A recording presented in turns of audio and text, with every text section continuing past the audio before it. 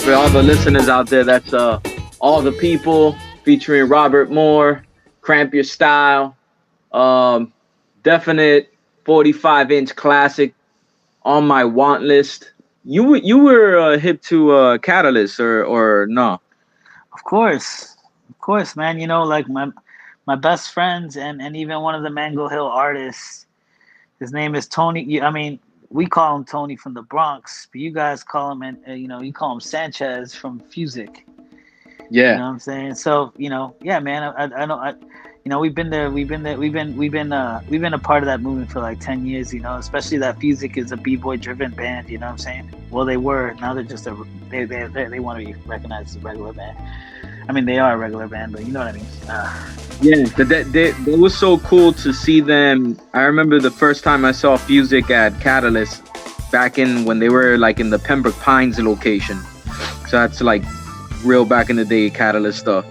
Yeah. And I remember being like, wow, man, these guys is like playing funk for real, like fast paced funk, perfect for b-boying. And it was like so cool to see them cats, man, do their thing back then and still doing their thing now. And especially Tony with the Beholders when I've seen you guys rock out at Las Rosas.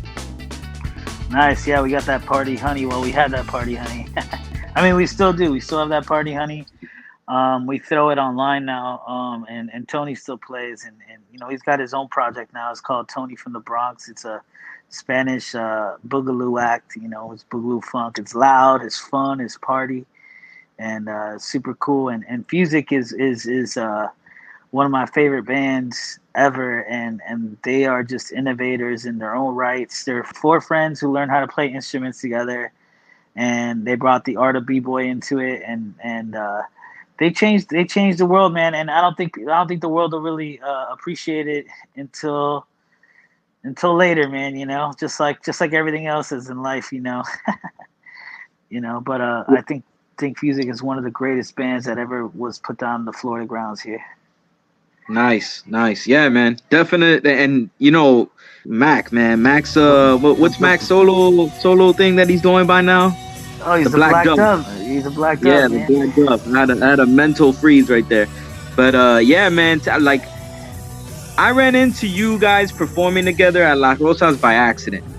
Like I was doing a show at Winwood Spot and with my group what they do, and it was like a weed fest.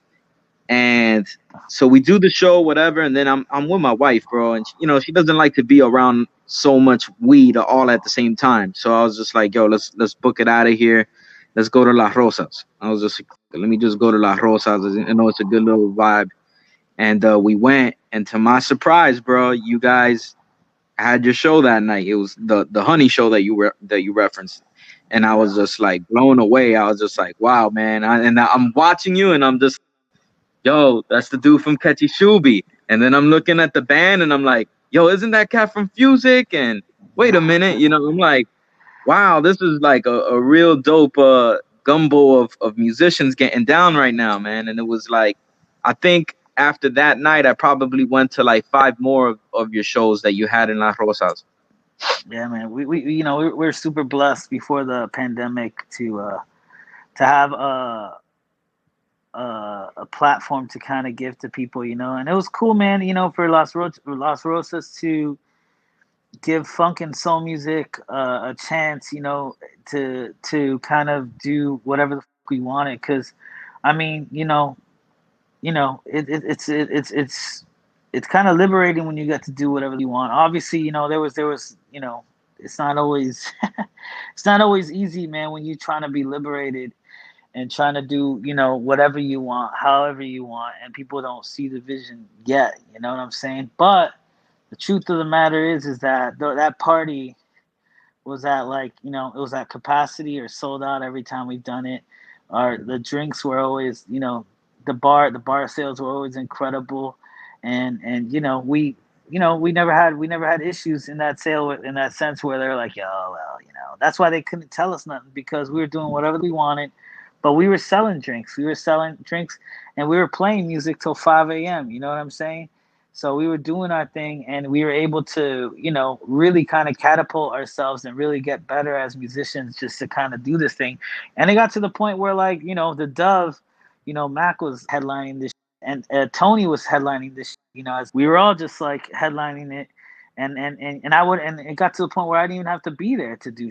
It was just all happening on its own, and the pandemic happened and kind of slowed all that down. But put a damper on you know, everything. But I mean, a lot of people really liked what they heard, man. So I'm pretty sure that crowd is gonna be back, and we got to get back to this music. So let's get back into this next song, and then we're gonna hit the people up with some more knowledge and treats. yeah, man, let's do it.